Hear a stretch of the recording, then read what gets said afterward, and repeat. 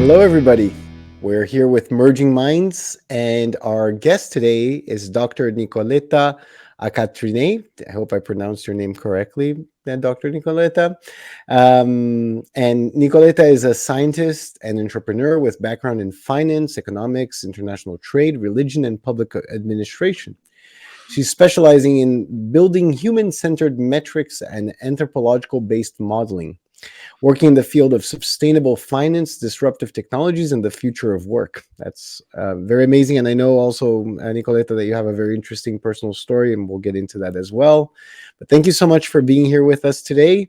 And yeah, I would love to know a little bit more about your story. Can you tell us how you got to be where you are? Hello, everyone. Thank you so much, Gabriel and the team, for having me. You have an amazing podcast. Actually, I was watching. I said, "Oh my God, it's really an honor to be here," and I'm very happy and honored that you are interested in my research. Actually, has nothing as a professional career path because I started as a banker. I did economics and finance, and I was going very determined to have a successful career in banking, which I was on a good path already at my 27 years old. I was already a senior executive handling a whole department, international department with operation in foreign currencies.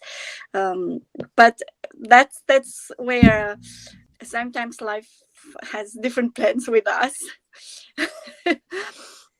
In the same time, I would like to say that I now that I'm almost double the age than back when I was in banking, I'm surprised how I was able to see what were my main insatisfactions with both the content and the form of my work. The content and the mission, it means I did economics and finance, yet I was in the banking system working, which is the heart, which pumping the blood, the money of the economy.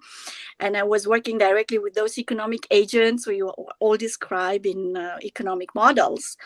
And it was straightforward that the economic models didn't match the real economic agents. And I said, something it's not like in the box.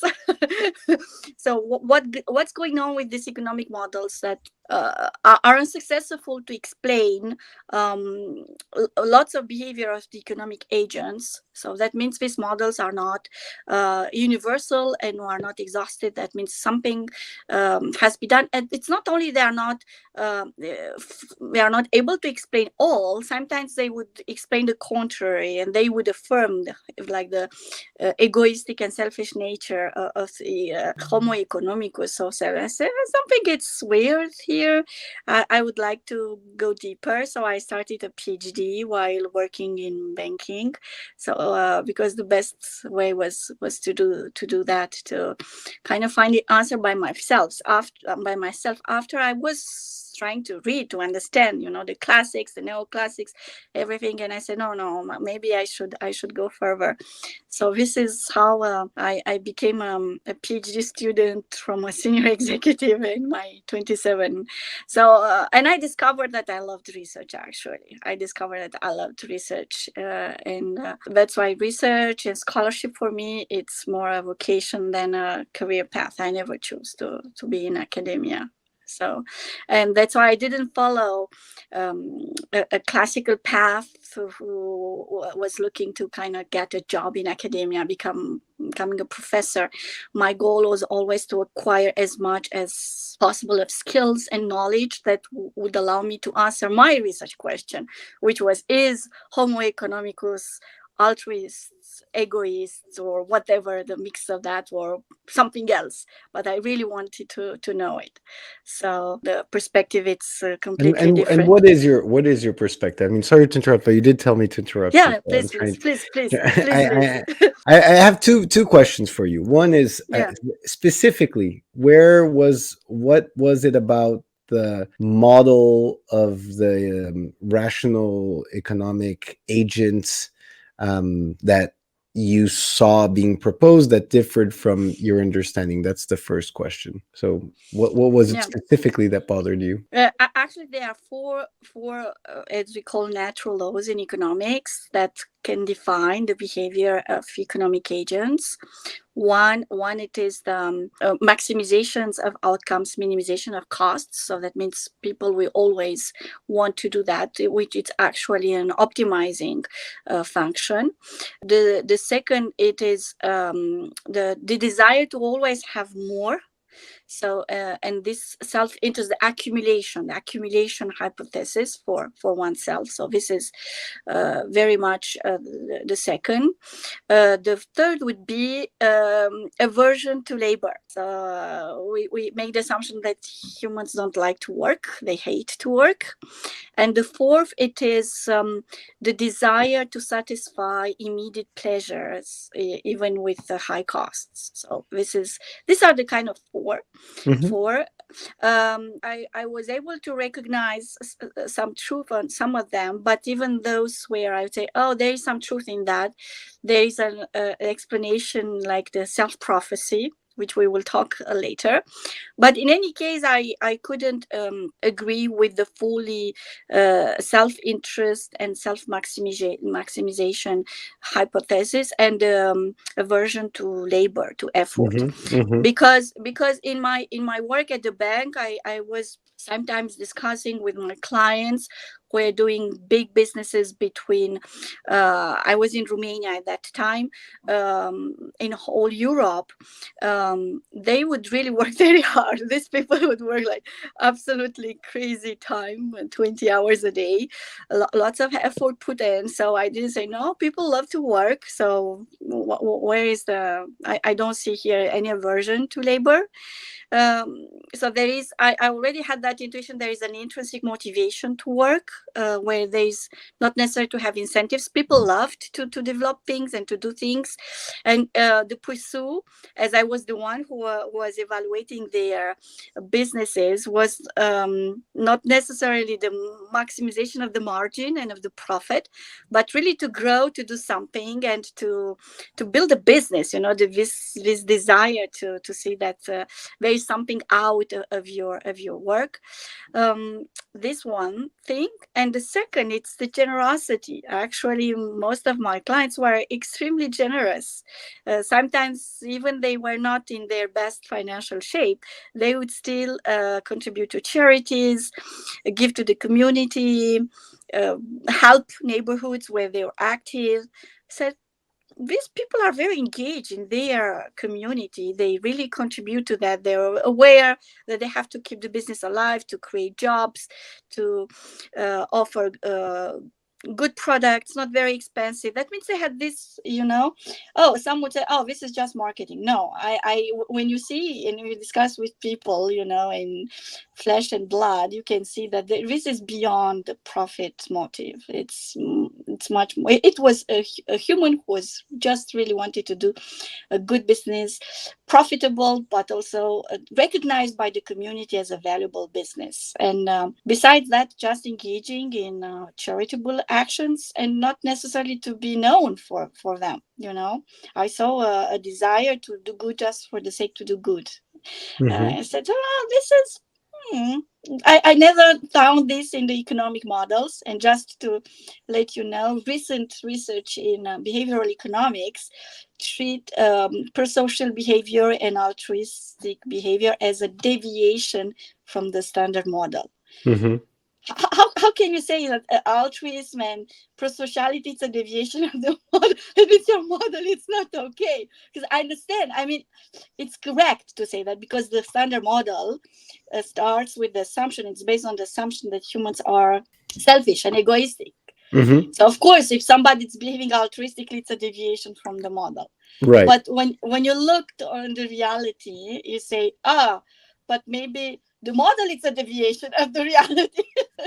Yeah, that's very interesting, and I think I don't know if you.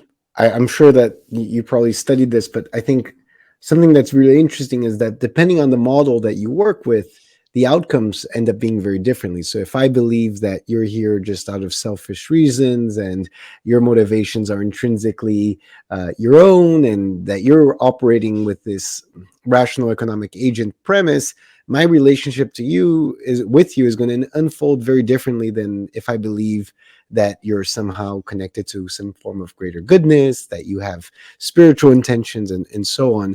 How do you see these core beliefs like playing out in people's lives, and how important do you think it is for us to re-examine these things that we believe in without even realizing that we do?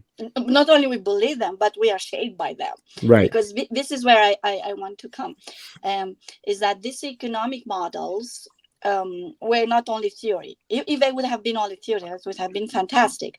The problem is that they've permeated all the finance, accountancy, and Right. business models, and they also impacted us as consumers, us as employees, us as economic agents.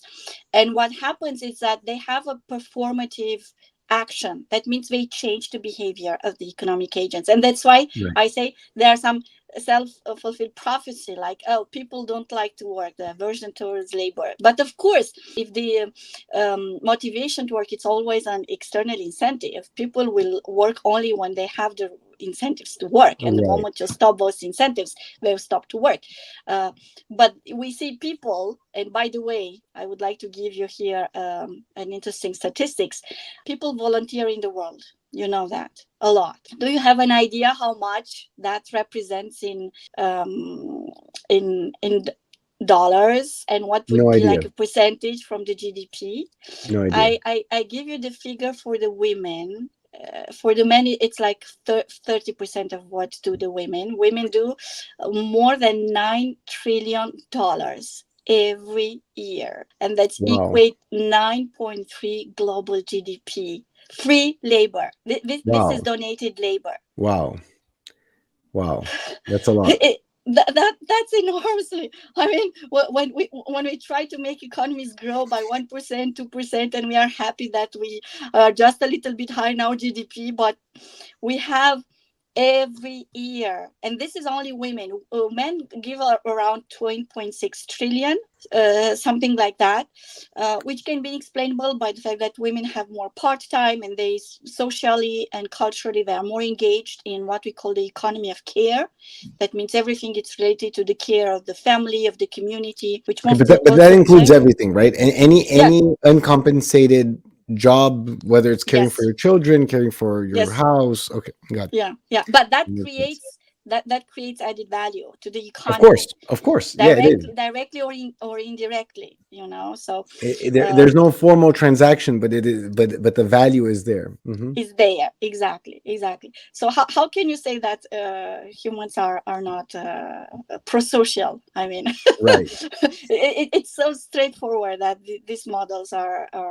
So we really need to, as you very well said, we need to redesign these models, so they, because they have a performative action, and I would say they didn't succeed to have. It's only the labor market they really succeeded to kind, and even not all the labor market, to kind of have a performative effect.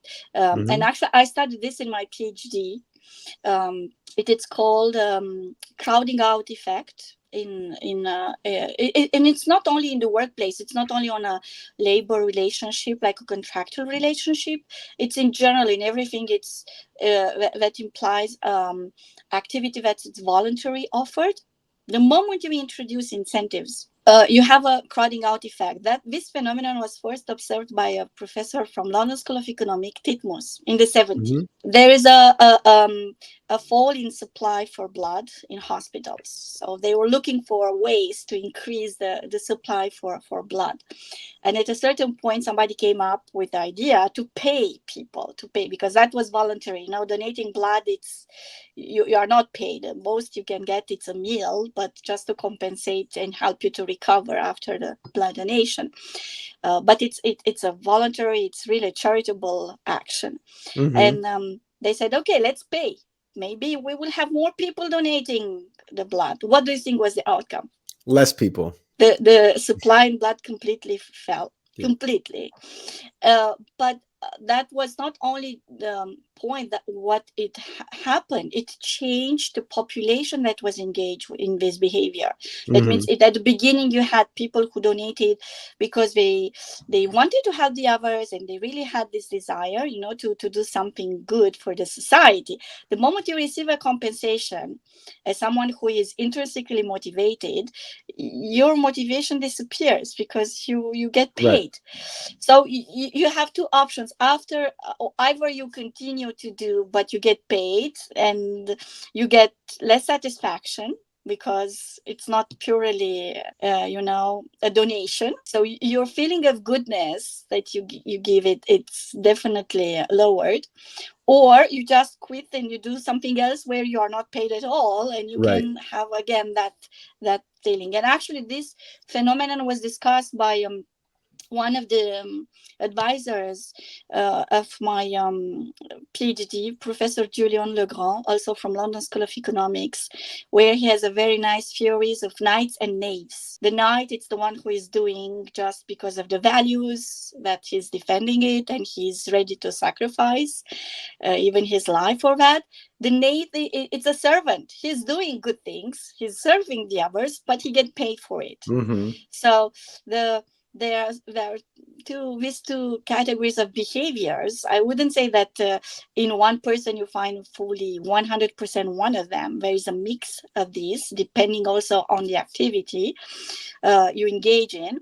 But it is very straightforward that people, and research shows that people who are more intrinsically motivated and pro-socially oriented, they will give more activity wherever they work, either it's the private sector, the public sector, the non-profit. They will give more than those who are not. So we can say that there is something that it's intrinsically motivated. That doesn't mean you cannot have this emulation, Right. so, and you cannot foster this kind of behaviors to the others. And actually this is one of the things I have tried to identify in my research, because what happens most of the time, you have the opposite effect. As I said, Right. you have those who are really pro-social and altruist, they will leave, and you get in crowding those who are extrinsically motivation based on incentives. But you also, those who at a certain point will just change their motivation. There are some studies at MIT where we can see this kind of moving from one side to another, but the final result is that you lower the pro-social activity, pro-social behavior, if you have too high-powered incentives.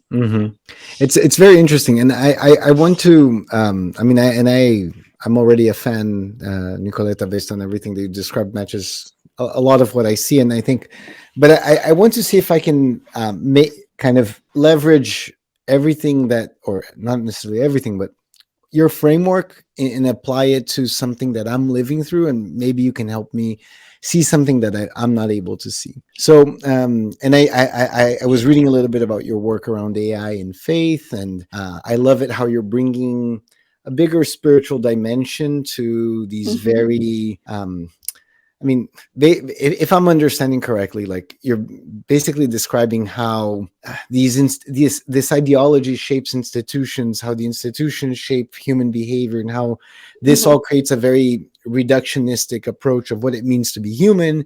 And you're kind of like reinserting this much bigger dimension of goodness, values, these intrinsic motivations that define us as humans. And I think that's very important in this particular moment in which we live, which I think, due to the advent of AI, we're becoming more and more aware of what it means to be human, what it means to be conscious and all of that. But anyway, that's like a backdrop of why I'm so interested.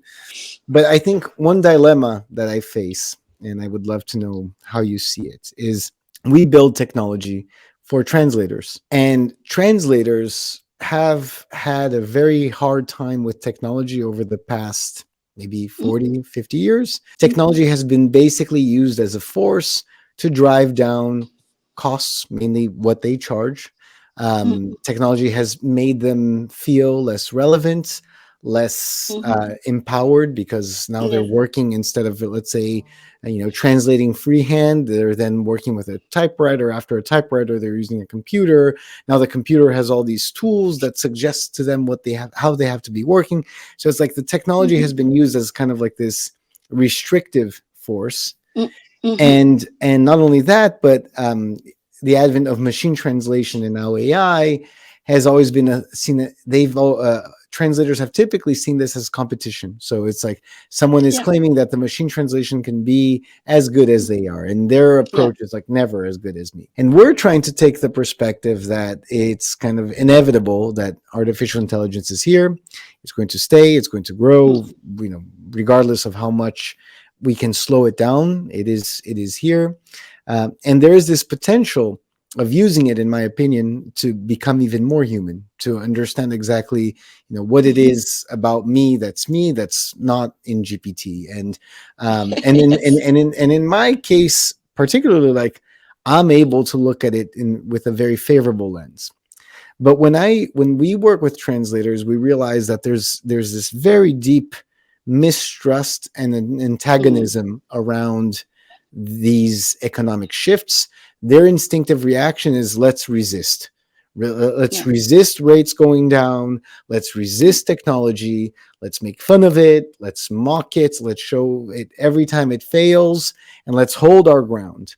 And I try to propose that that's kind of silly, and ultimately it's going to lead them to a worse outcome than if they work with these things and understand, okay, how can I be more productive with this? And then I made, this week particularly, I made an argument that, and maybe through your economic lens you can see if I'm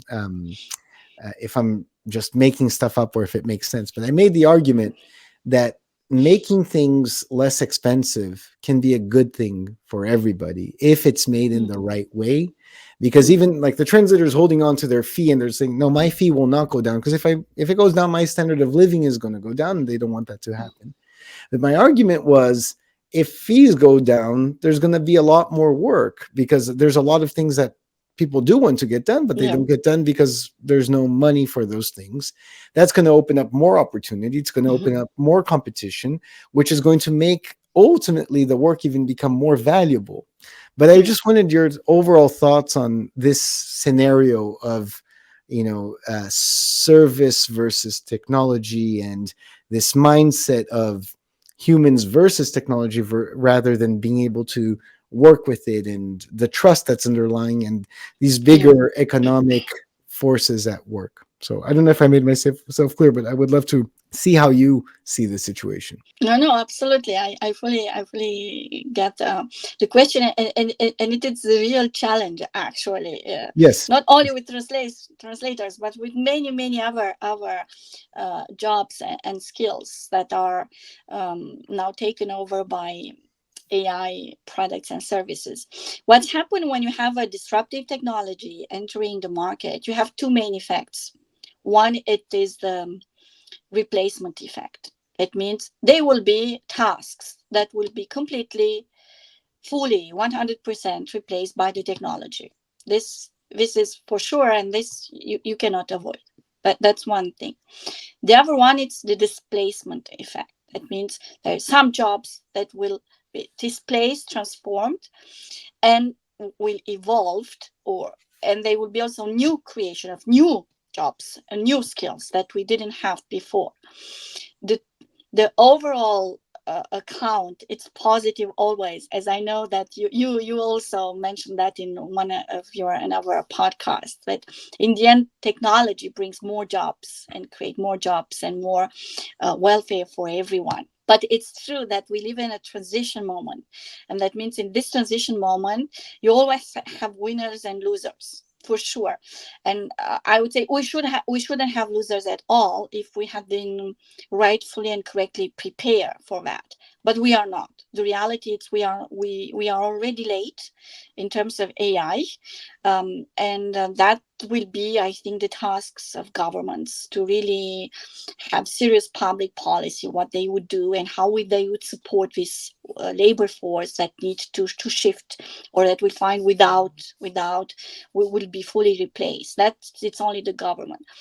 but now to talk about translators, no, the technology will be there, and they will take more and more over basic tasks. But what, as you very well said, it is what is the human competitive advantage with the machine? There's always, because it's the human who makes the machine, you know. So this is it, as translators, for example, to always look, um, what me as a translator, I try to picture the future and say, okay, in the future I will have an AI who will actually be able to translate everything like 99%, you know, perfectly, a text.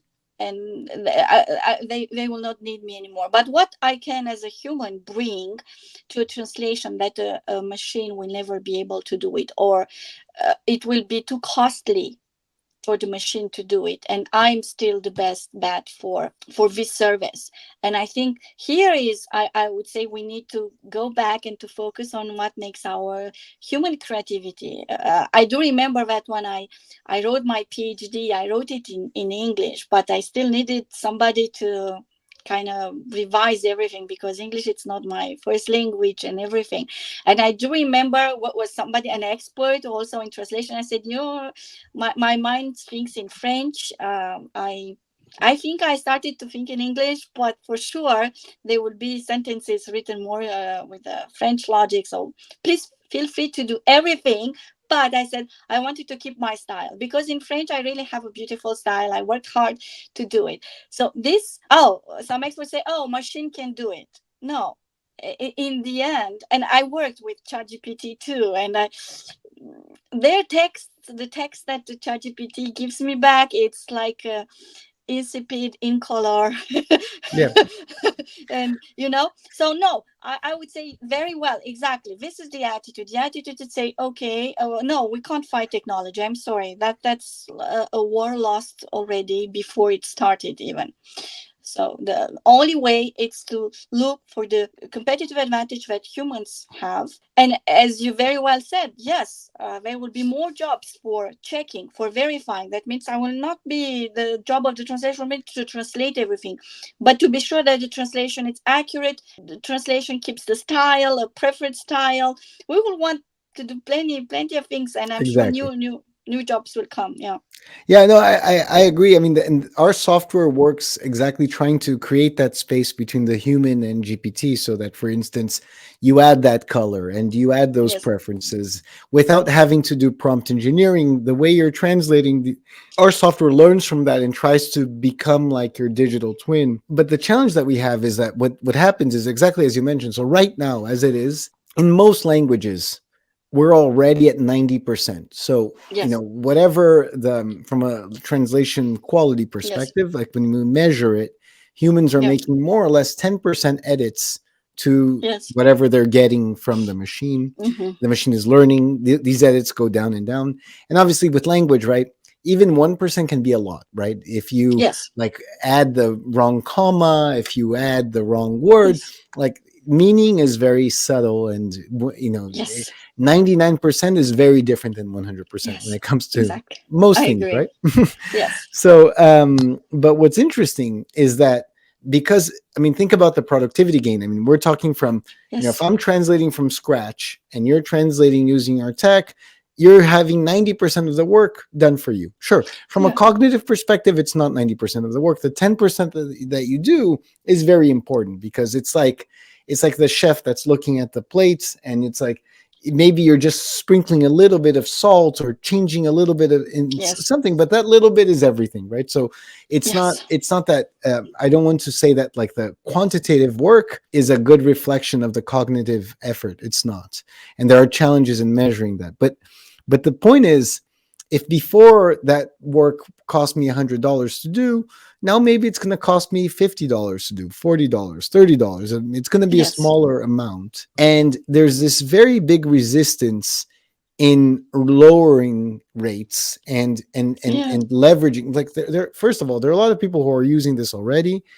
Very few people admit to be using it. There's a little bit of shame in it. Yeah. Second, there's this fear that driving down rates will actually create less wealth, not more wealth.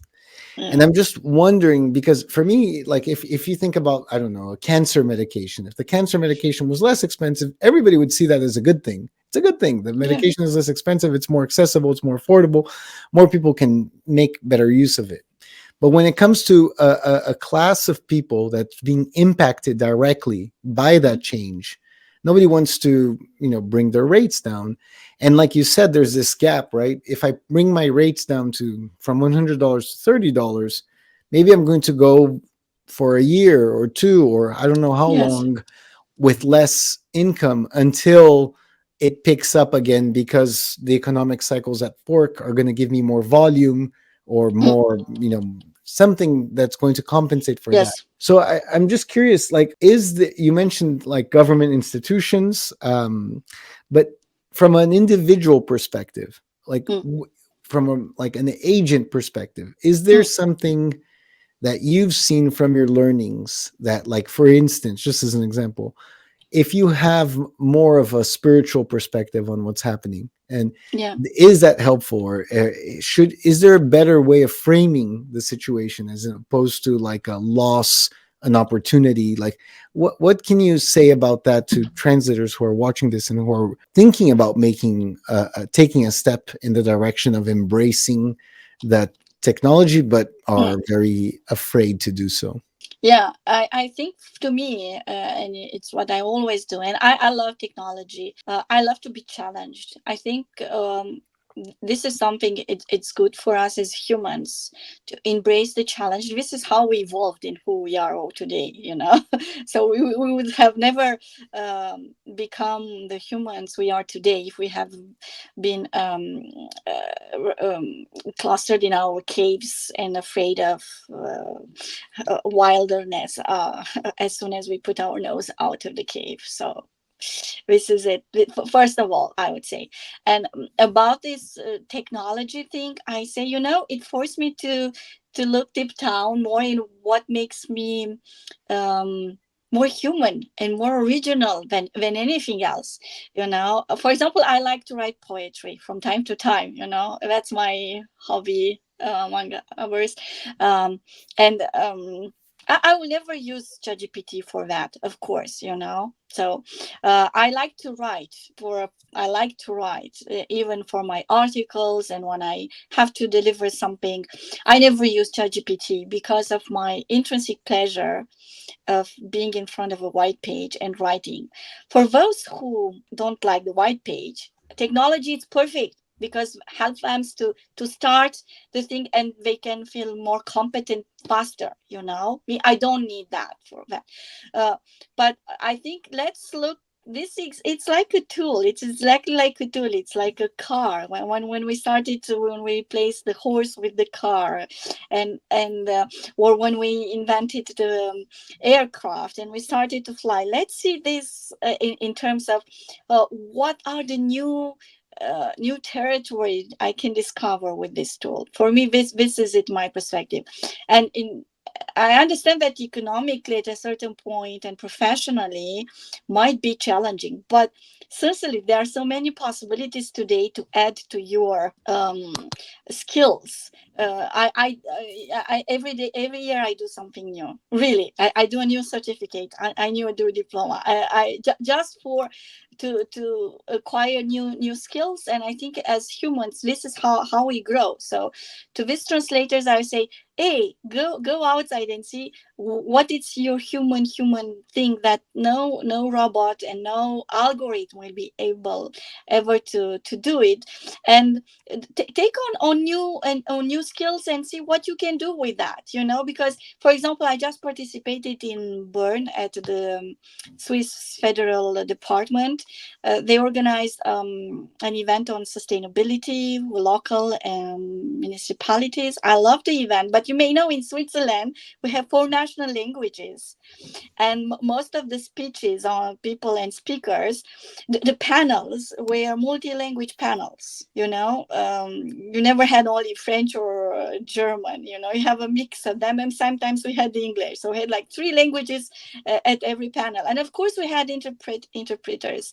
And While I understand quite well German, I really prefer to have the interpreters, and I met with them and I congratulate them. I said, "Oh, thank you, ladies, for your excellent job. I really appreciate. I know it's not easy to make live translations. It's really difficult, but I want to thank you very much."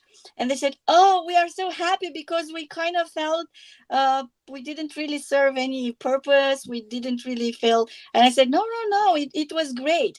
And you know what I loved? I love their human voice and their little things that makes. I wouldn't, for example, for that, never use these AI voices, which I really hate. And they are not good for our cognitions and for our affect and for our development. These voices, which are flat like that, I don't. So this is it. Search what makes you and where you can bring. Where what is the service you can bring that exactly a machine cannot do it. And for example, this is it. This is it. Voice, natural voices, even with the whole imperfections, because a real human voice transmits more than information. It's not like reading an article. It transmits emotions, interpretation, which I'm happy with that, because don't tell me AI it's not interpreting and it's not biased. Of So course. I really think that this is search for the thing that it's, and there is there. It's absolutely true. Any technology always created more jobs, more things, and be open to learn. I would say to translators, but to anyone, be open to learn. Go out there. That's a beautiful perspective, but let me translate it to your reality. Like you mentioned, for instance, you love part of what you love is writing papers. And when you write papers, Yes. you don't use GPT because it's part of your authorship process to hash out your ideas, to think how you have a method, you have something that it gives you great pleasure. It's also part of your profession. But let's say, just as an example, writing papers was the only thing that put food on your table, and Yeah. that now you were required to write papers at a speed that would only be possible Yeah. um, by using technology. So you can Yeah. no longer work alone to write these Yeah. papers. How would you feel adapting to that? And what would you tell yourself if would you? I guess my question is, would you try to adapt or would you try to learn other things Oh, and change? Yeah, I'm interested in that. I will do both. For sure, I will use the technology. If I have to deliver 10 papers every month, let's say, logically, I can't do it by myself. But I will use the tool in such a way as to maximize what is my plus to what the machine is providing me. Um, Generally, actually, you can use it. I would use it smartly, in a sense that I can use it for summary, I can use it for that, but then when it comes to articulation, this is me. So I will still keep this kind of pleasure. Definitely I will use the technology and definitely learn new skills, like how to there are now so many. I'm sometimes on social media essentially just to see what are the new tools on AI. There are like thousands, I think, in the now every. I wouldn't say every month, but you can't keep with them. And I'm so impressed. I'm amazed. Then I will use both. So definitely I will use the technology, and I use the technology. For example, now a friend of mine sent me a video who makes you a video you recorded in a language speaking on the other. Hmm. I really love that because sometimes if you want to communicate your message, I want to communicate my message to my friends in Asia. I'm sorry, I speak very few words in Asian languages. I would like to have this opportunity, so I will definitely use it. But of course, that will be in my style. And I saw that AI actually succeeds to kind of copy your pace. I love that. I love that. It's really perfect. Yes, go out there and use it. Yeah, and for the papers or whatever I do research. For example, now when I have to write a paper and I want to kind of gather what are the lasts, I use some tools which are already there, to help you identify. But I also do something that my mind created, like the real articulation, what is the real question, because this is where AI can't really, it's not yet there. Maybe it will be one day, but when it comes to articulating a scientific approach, it's not relevant. It's too basic, too flat. I didn't find at least the tools I used until now, but No, maybe it will come one day, and that will be, I will have to look for something else, That's okay. no, I agree, and but I think there's something very beautiful about your perspective, Nicoleta, which is you're fundamentally, seems to me, unafraid and curious, and those are two very important characteristics. Because I think, Yeah. at least to me, it seems that like a common theme of the things that you've been saying and I've been saying is the technology. It almost acts as a mirror for who we are. It's like Mm, we're forced to look at ourselves in the mirror, and if we see ourselves as less than the technology, if we don't see where we can add, it's very scary, right? But yeah. if you're able to recognize your own uniqueness, if you're able to recognize your own voice, your own spirit, your own erraticness, anything, Yes. I think it's not as scary. But I think, especially for instance in the literary field, just as an example, you Yeah. mentioned us not being ready, right?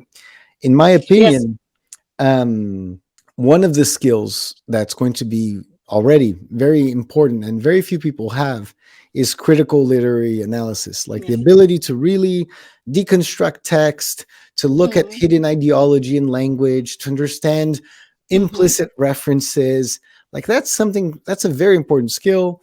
And that's something, that allows you to be the pilots of one of these engines, right? Because if you can Yes. see through it, if you can map Yes. it, that gives you a lot of value. But most people, in my opinion, especially like for instance, maybe back in their college years, they took a course in literary analysis. Not that they understand the concept, but they're not necessarily applying it to their daily lives. And it's hard, right, to shift gears and Yes. become like more critical all of a sudden, and to evaluate things. But do you think like this journey of yours, right? Because from what you described, like at a certain point, you began to realize that the models that were proposed, they just didn't match the way you saw the world. And somehow you had enough courage to kind of chart your own trajectory and believe in your gut and your instincts over how you Mm-hmm. saw the world. And that's led to a beautiful career, and that's led to all these things. But in your opinion, and you mentioned how the institutions almost like they go against that grain, right? They Yeah. almost they force people to kind of put their head down and just accept things and not Mm-hmm. fight things. What do you think can we do as individuals in this society to try to, let's say, encourage people to take some of these steps and to think more for themselves? Or do you think it's a lost battle with these institutions that are at place? Like where are we, do you think, in this space of evolution? I love that question. I love that question. No, there's no battle. It's lost. No, no. I would say it's already won. The battle, it's already won. Oh wow. Yes. The only thing we need, it is the courage to make the step outside of our comfort zone. And you know what I was told as a child? The need, it's the best teacher. Necessity is the best teacher. I can tell you, when the necessity is really knocking down, if you are not enough smart to adapt and to see what are the opportunities around you, that means you are not an exemplary of the evolution that will survive. So and I would say, let's go back to this like survival attitude, because this is what made us winners and conquerors, as a species. So I think this is good. This will force us to go deep down again in our strengths that we kind of forgot. The comfort, the security, this everything kind of make us. I don't want to say to be like to characterize necessarily, but we lost from our vigor. Yeah, I would say that. We lost our digger. And of course, curiosity and everything. But we grew at least the last 50 years, and there are two generations who really live very comfortable, in life with everything. And that resistance when adversity comes, it's normal. I mean, because there's no training, how do you build resilience if you are not resisted, and if you don't have something to fight with? Me, I lived in the Romanian dictatorship with Ceausescu, so of course I am trained. I did my homework to a candle. I had to make a queue like 6, 7, 8, 9 hours to have a little bit of food, on the table, and all the family would kind of change and take the place in the long queue. So yeah, you give me hardships, so it's okay. It's like you ask me to run a Sunday morning run while I used to run marathons. But for people who didn't have that, that's very difficult. And I think this is where I think we should really have like social programs and public policy to help, because you can't put everything on the shoulders of individuals. I mean, as individuals, we have our own responsibility, of course, to continue to train ourselves to learn new things, not to think, oh, we already know. I'm sure even if you are a translator, interpreter, and I have friends who work in the language field, and actually this is like art, translation, and it's an art. It's never finished. You never finish to perform your art and to excel in it. So you can't say, oh, I'm good, I don't need to continue even more now with this technology. So this is one thing. But the other, it's we need also to, so this is the responsibility of the individual, but in the same time the society. And because of that, we are late. That's a reality. I read somewhere statistics, 40 million people jobs will disappear, and that can be frightening. But I would say, oh, 40 disappear, but 400 million will be created. It's just that we have 15 to 20 years as gap, maybe not 20, but 15, 10 to 15, where we will have these people who come from the previous, before the technological shock, and they are living the technological shock and they are not ready for it. And I think this is not only the responsibility of individuals, this is also the responsibility of governments, and through public policies, and because this is for the good of the society. When you have so many people that will find themselves out of job, you have social unrest, you Right. can't have a thriving economy with people having difficulty to live from day to day, a significant part of the population. So just put the right public policy there for offering this kind of, why not continue training, and all these kind of things, and in the same time support, the individuals. So, and the individuals, I think, will respond correctly. If the public policy, it's tackling exactly the needs, I think you can work with the people to kind of understand, oh, we need to shift now, and let's do it together. And this is what we do as governments and public policymakers. This is what you as individuals will have to do, and let's do together. But for the moment, I think what I'm not very happy is that there too much discourse on the dangers of AI, everything, and less on the benefits, or those who speak of the benefits don't speak of the. While I think we should have like a really wise debate about AI and have a plan. I said, okay, this is excellent. Look, we will not have we have now the supersonic aviation. So let's take it. Let's use it. But let's see how we can adapt our infrastructures, our human resource capital, so we can use the supersonic, in the right way. I use this metaphor just to understand that people will understand that everyone wants to fly with supersonic. now, you know.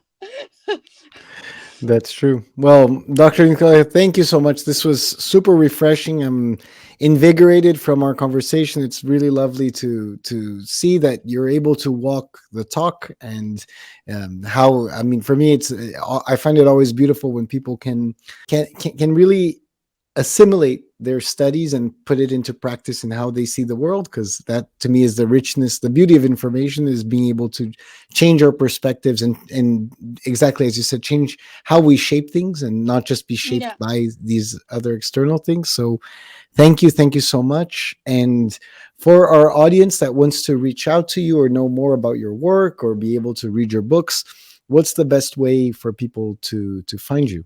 On LinkedIn.